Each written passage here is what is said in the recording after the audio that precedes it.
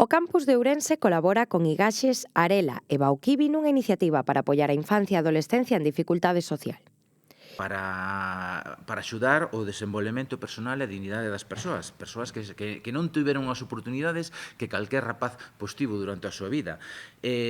Algo moi importante que xa os meus compañeros tocaron, o recoñecemento dos seus dereitos. Teñen os mesmos dereitos que calquer adolescente, que calquer persona que nacera en calquer situación. Igaxes é unha asociación que vela polos dereitos dos menores para medrar nun clima seguro, recibir unha educación de calidade, contar con oportunidades e acceder a un futuro profesional. É unha iniciativa que está apostando por algo que penso que todas as organizaciones que estamos aquí levamos moito tempo loitando, que é a reproducción xeneracional da pobreza, non? Ter iniciativas que fagan, que rompan con ese ciclo de exclusión social, non que atenúen a situación da xente que está en exclusión social.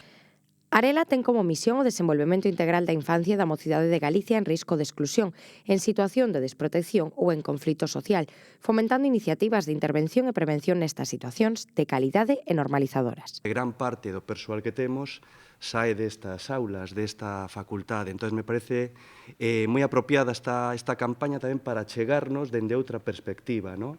Ao mundo da universidade, que penso que hai varios proxectos en estes momentos, en riba da mesa, para un pouco conectar estas dúas realidades, e na que penso que Arela, sin duda, vai a estar, porque creo que é un contexto interesante para todos e para todas. Bauquivi traballa con proxectos e programas integradores cos colectivos máis susceptibles de ser vítimas de exclusión social, en prol dun futuro digno.